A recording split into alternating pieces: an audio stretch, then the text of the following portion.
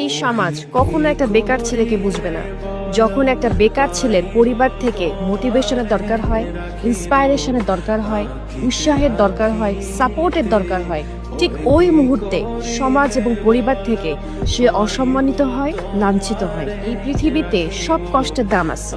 একটা ছোট বাচ্চা কান্না করলে সবার মায়া লাগে, একটা বৃদ্ধ কান্না করলে মানুষের খারাপ লাগে, কিন্তু একটা বেকার ছেলের কান্নার কোনো দাম নেই। বেকার ছেলেদের কোনো চাওয়া পাওয়া থাকতে নেই। বেকার ছেলেদেরকে পরিবারের সবাই লস প্রজেক্ট মনে করে।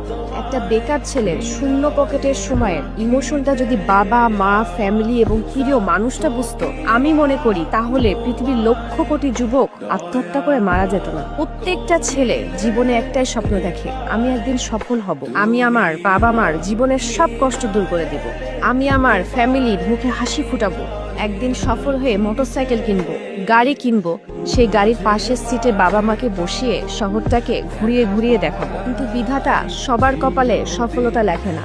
যখন একটা যুবক সফল হতে পারে না, ব্যর্থ থাকে, বেকার থাকে, তখন তাকে পুরো সমাজ কথা শোনায়, বন্ধু বান্ধব কথা শোনায়, আত্মীয় স্বজন কথা শোনায়, প্রিয় মানুষজনগুলো কথা শোনায়। সবার কথা শুনতে শুনতে যখন একটা বেকার ছেলে ক্লান্ত হয়ে তার পরিবারের কাছে যায় একটু মানসিক শান্তির জন্য, একটু সাপোর্টের জন্য, একটু আশ্রয়ের জন্য, ঠিক তখনই পরিবার তাকে না বুঝে উল্টো গালাগালি করে। তখনই একটা যুবক জীবনের মায়াটা ছেড়ে দেয়।